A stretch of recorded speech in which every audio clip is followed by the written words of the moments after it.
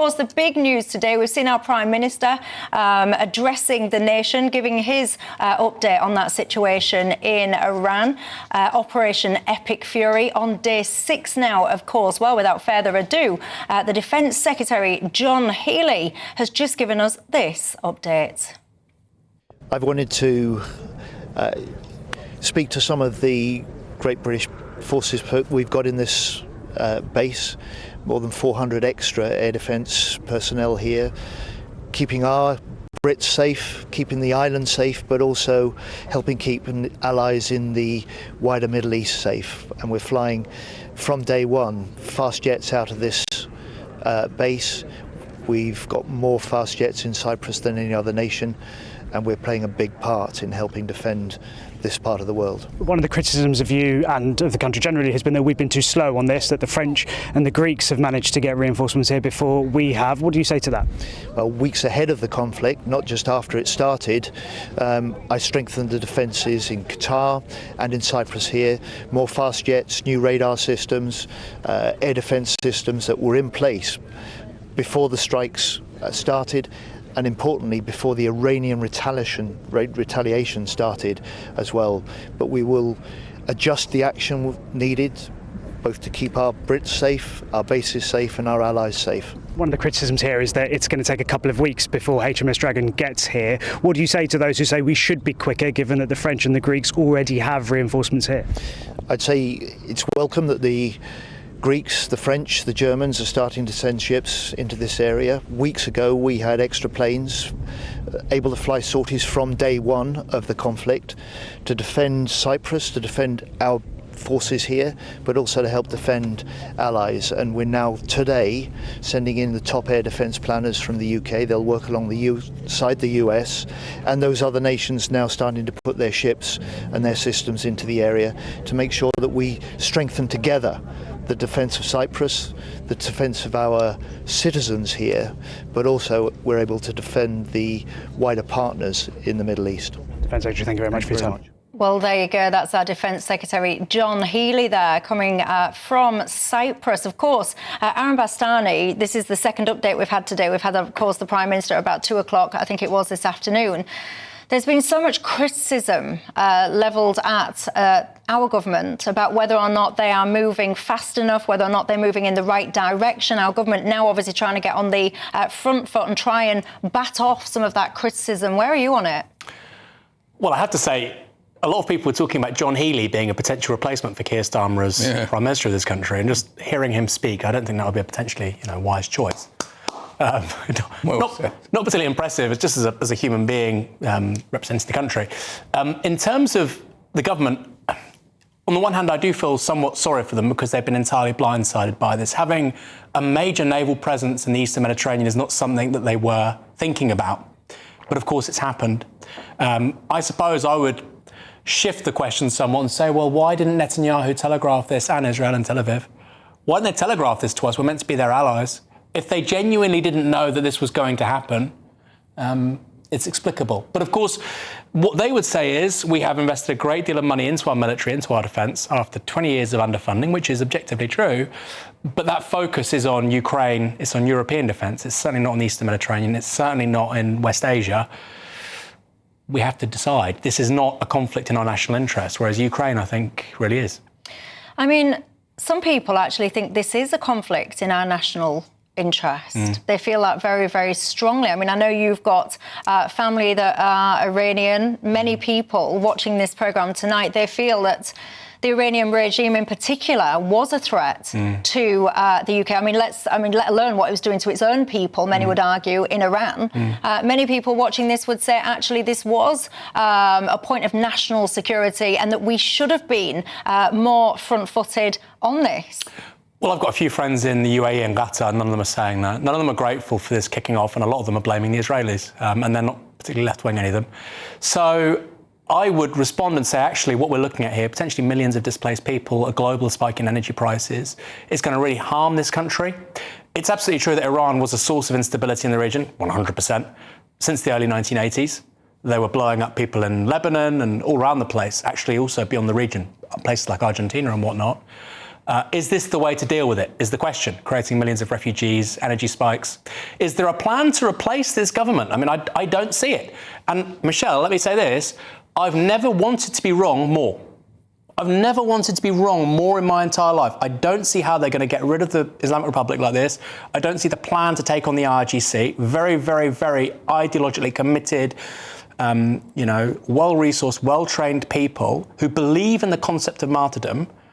Show me how you're going to defeat them, and I'll maybe be persuaded, but I've not seen a plan. And like I say, I've never wanted to be more wrong, because I've not gone to that country for 20 years. I can't go.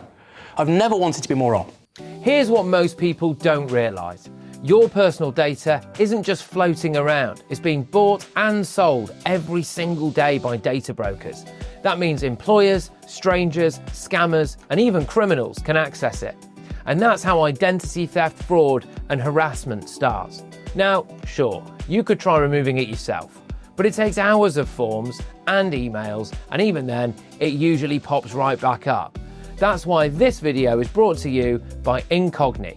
Incogni contacts data brokers on your behalf and demands your information is deleted from their databases, and they keep on doing it to make sure it stays gone. And they've just launched an unlimited plan with custom removals. So if your info appears on some random website, you can paste the link and their privacy team will personally work to get it taken down. It's simple. Click the link in the description, create your account, give permission, and they handle the rest. Head to incogni.com/GB News. And with the code GB News, you can get a huge 60% off an annual plan. Click the link in the description or scan the QR code now. It works out at less than a coffee a month. It's also totally risk-free for 30 days. Take back control of your personal data today with Incogni. And a big thanks to them for supporting the channel.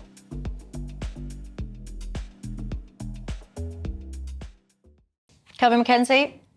Well, I am absolutely delighted that Starmer shows who he is, really. If he doesn't understand that Iran having a nuclear warhead is a danger not only to the survival, after all, the number one policy that has survived every nutcase that has run Iran is the wiping out of Israel.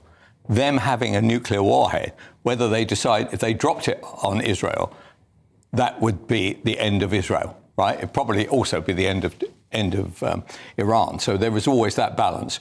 But actually, I think he makes a fool of himself, Starmer, that he doesn't understand that at some stage, so the Ukraine, which I'm wholly in favour of, we give loads of arms to.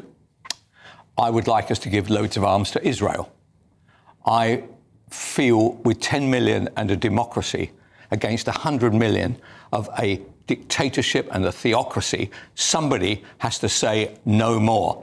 And actually, the other Arab countries, they all hate Iran just the same. There is a little bit of religion involved in that, Sunni and Shia. I totally get that.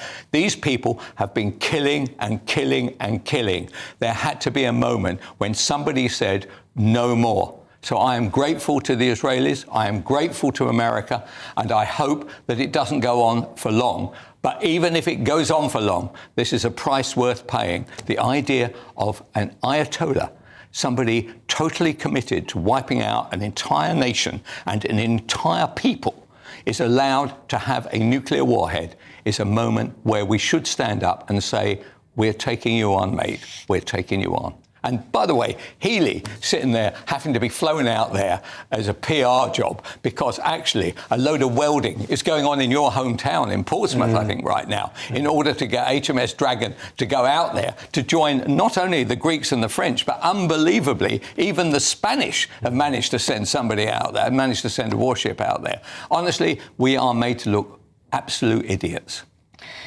Before you come back on that, shall I just play you a clip of Keir Starmer in his address this afternoon in case you missed it?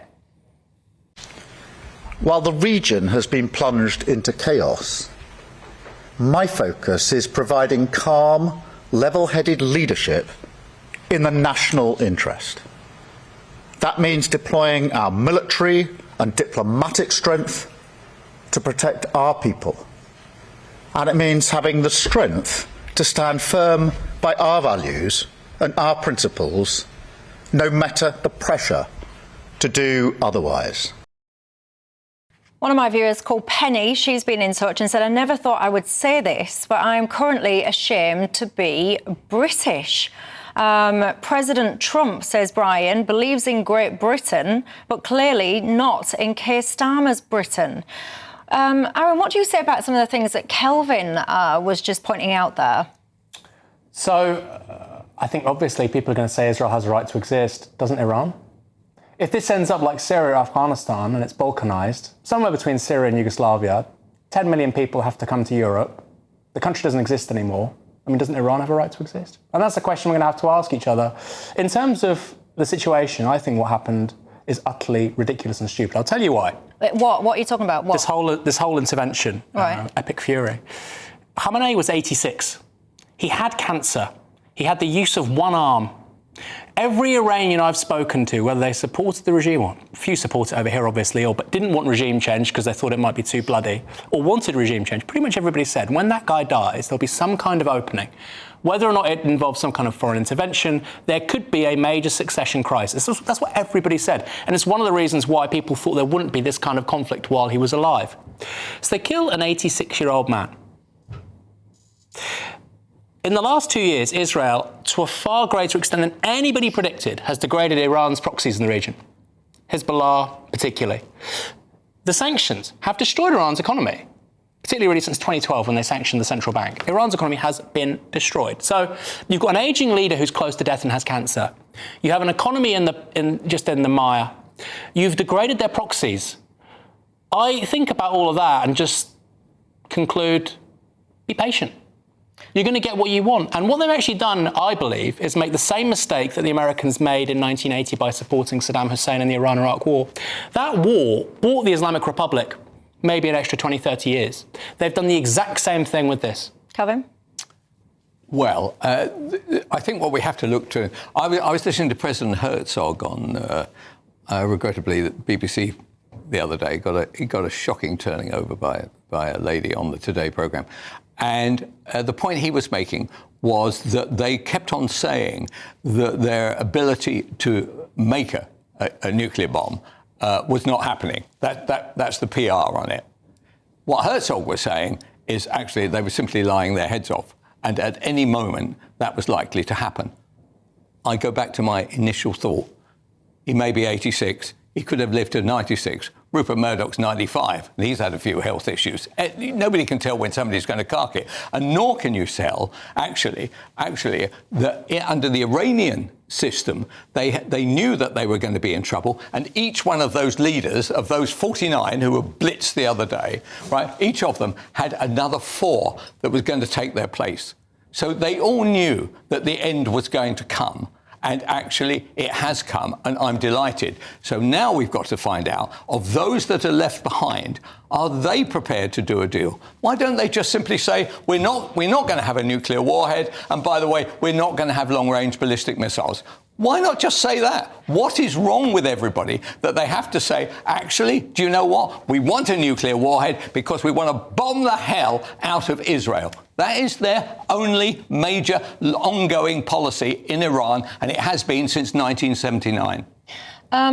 You say the Ayatollah is 80-odd, is potentially on his way out health-wise and all the rest of it. This guy rose to power chanting death to America. So if you're on your way out of this world, you could be forgiven if you're the likes of Donald Trump for sitting there and thinking, or if you're the likes of Netanyahu or whatever, thinking, right, this guy is on his final season, if you would like. So what is to stop this guy going all out? He's not yet achieved his death to the West mission. He's not dead, killed America. What's to stop him then going, right, one last roll of the dice, nothing else to lose, bang? Well, my first response to that would be Iran's response to all of this has become exponentially more aggressive since he's been killed. And I think that confirms something which many observers have said for a few years now, really since 2020. He had a mantra of what was called strategic patience.